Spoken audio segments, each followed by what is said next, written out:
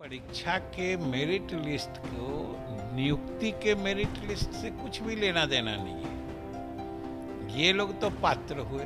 STET के merit list को नियुक्ति के मेरिट लिस्ट से कुछ भी लेना देना नहीं है। और हर नियोजन इकाई अलग अलग रिक्तियां निकालेगी, उसमें लोग अपनी पसंद की जगह के मुताबिक अप्लाई करेंगे और जितने लोग एक जगह अप्लाई करेंगे वहाँ पर वो इकाई उसके हिसाब से मेरिट लिस्ट निकालेगी और उस हिसाब से नियुक्ति होगी। ये सही है कि वो नॉट इन मेरिट लिस्ट और क्वालिफाइड वाला वो एक तरह से अर्थहीन चीज थी, लेकिन उसका एक कहीं मतलब नहीं था जो नॉट इन मेरिट लिस्ट को हम अप्लाई करने का भी मौका नहीं देंगे, ऐसा तो कहीं था नहीं। बिहार एसटीईटी 2019 की परीक्षा को लेकर जो सवालिया निशान हैं वो लगातार बरकरार है। हमारे साथ बिहार के शिक्षा मंत्री विजय कुमार चौधरी मौजूद हैं। सर, जो बहाली प्रक्रिया होनी है, कितने अभ्यर्थी ऐसे हैं जिनको इस बार मौका मिलेगा? 37,000 कुछ सीटें हैं, क्वालिफाइड ज़्यादा हैं और जो मेरिट लिस्ट है वो जो बनी है वो अलग से है। तो ऐसे कितने लोग हैं जो इस बहाली में एलिजिबल हैं इस बार 2019 की इस बहाली में? हमारे समझ से कहीं कोई न कन्फ्यूजन है न कहीं किसी को भ्रम होना चाहिए। फर्क ये समझना चाहिए कि ये एलिजिबिलिटी टेस्ट है, पात्रता परीक्षा है। इसमें जो भी पास होंगे उनको जब शिक्षकों की नियुक्ति की प्रक्रिया होगी तब ये लोग अप्लाई करने के हकदार होंगे। और पात्रता परीक्षा के मेरिट लिस्ट को नियुक्ति के मेरिट लिस्ट से कुछ भी लेना देना नहीं है। ये लोग तो पात्र हुए। अब फिर जब ये छठे चरण की प्रक्रिया चल रही है, ये पूरी होगी, फिर हम 7वें चरण की वैकेंसी निकालेंगे और अलग अलग नियोजन इकाई जो है, जो हमारे जिला परिषद के हैं या फिर नगर निकाय के हैं, वो हर जिले में अलग अलग रिक्तियां निकलेंगी और उसमें जो लोग भी क्वालिफाइड हैं वो सब अप्लाई कर सकते हैं। सवाल यही उठ रहा है मंत्री जी कि जब नियोजन इकाइयों को ये भर्ती करनी है तो फिर जो बिहार बोर्ड है उसके मेरिट लिस्ट निकालने का क्या तात्पर्य रह गया, जबकि ये सिर्फ एलिजिबिलिटी टेस्ट थी? मेरिट लिस्ट तो कोई भी परीक्षा होती है तो मेरिट लिस्ट तो स्वाभाविक चीज है, किसको कितना अंक आया उसका लिस्ट बन जाता है और आप टेक्निकली उसको मेरिट लिस्ट कहते हैं। लेकिन उस लिस्ट से ये तो सभी अभ्यर्थी जानते हैं ना कि वो नियुक्ति का मेरिट लिस्ट नहीं था। नियुक्ति तो होगी, आखिर मान लीजिए कि इस पात्रता परीक्षा में जो सबसे टॉप किए होंगे और अगर उनको सूट करता है कहीं सीतामढ़ी या कैमूर जिला, वो पटना से वैकेंसी निकले उसमें अप्लाई ही नहीं करते हैं, तो वो तो टॉप पर हैं, लेकिन पटना में तो उनसे कम नंबर वाले का हो जाएगा।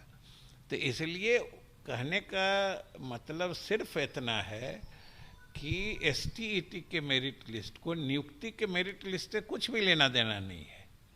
और हर नियोजन इकाई अलग अलग रिक्तियां निकालेगी, उसमें लोग अपनी पसंद की जगह के मुताबिक अप्लाई करेंगे और जितने लोग एक जगह अप्लाई करेंगे वहाँ पर वो इकाई उसके हिसाब से मेरिट लिस्ट निकालेगी और उस हिसाब से नियुक्ति होगी। ये तो जो मेरिट लिस्ट में है और जो qualified but not in merit list, सबको मौका मिलेगा, बराबर मौका मिलेगा। यही तर्क संगत भी है ना। जो क्वालिफाई कर गए तो उनको तो मौका मिलना चाहिए था ना। और वो जो है, अगर एक तो ये सही है कि वो नॉट इन मेरिट लिस्ट और क्वालिफाइड वाला वो एक तरह से अर्थहीन चीज थी, लेकिन उसका एक कहीं मतलब नहीं था जो नॉट इन मेरिट लिस्ट को हम अप्लाई करने का भी मौका नहीं देंगे, ऐसा तो कहीं था नहीं। और अभी भी उतने किया गया कि उनको अप्लाई करने का मौका दिया जा रहा है। और वहाँ भी जो मेरिट लिस्ट में ऊपर हैं, आखिर वहाँ अप्लाई करेंगे तो उनकी मेरिट अगर ऊपर है तो ऊपर ही रहेगा, उसको तो कोई खींच के नीचे नहीं कर सकता। 2011 एसटीईटी जो पास कैंडिडेट हैं उनको भी इस 2019 की बहाली में मौका मिल रहा है? कितने 2011 के पास आउट कैंडिडेट हैं सर? नहीं, बिल्कुल, वो तो उस समय पता चलेगा ना, जो 2011 के कितने बचे हुए हैं और कितने लोग उसमें रुचि दिखाते हैं। ये सब चीज़ें अब 7वें चरण की जब प्रक्रिया प्रारंभ होगी, सारी चीज़ें, संख्या, कितने 11 के बचे हुए हैं, कितने इसमें से लोगों ने किस जगह रुचि दिखाई, ये सब चीज़ें बाद की है, उस समय आ जाए। मार्च 2021 में जब ये 19 का रिजल्ट आ रहा था तो आपका मुझे वो वाक्य याद है कि जितने लोग पास हुए हैं सबकी नौकरी तय है, क्योंकि जो नंबर ऑफ सीट्स थे उससे कम ही कैंडिडेट पास हुए थे। अब ये स्थिति चेंज हो गई है सर? स्थिति तो अब पहले जैसे जो 2011 वाले थे वो उनकी पात्रता की अवधि समाप्त हो चुकी थी, लेकिन एनसीटी ने फैसला लिया, फलस्वरूप वो सब जगह लागू हो गया। अब जो 19 में भी पास किए हैं ये तो सबके लिए बराबर लागू है ना।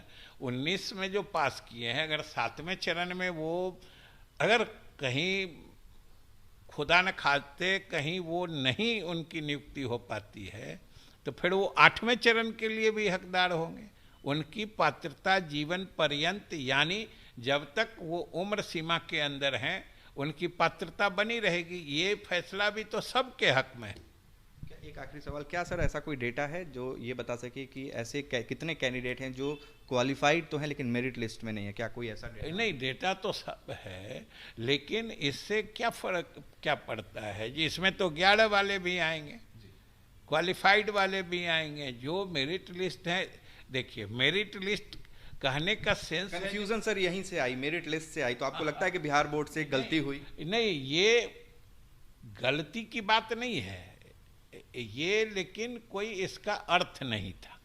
तो मेरिट लिस्ट और qualified but not in merit, इसका कोई अर्थ नहीं है, ये कहना है बिहार के शिक्षा मंत्री का। जो भी कैंडिडेट एसटीईटी की परीक्षा पास की है उनकी उम्र सीमा रहते हुए वो हर तरह की परीक्षा के लिए पात्र होंगे, ये कहना है बिहार के शिक्षा मंत्री विजय कुमार चौधरी का।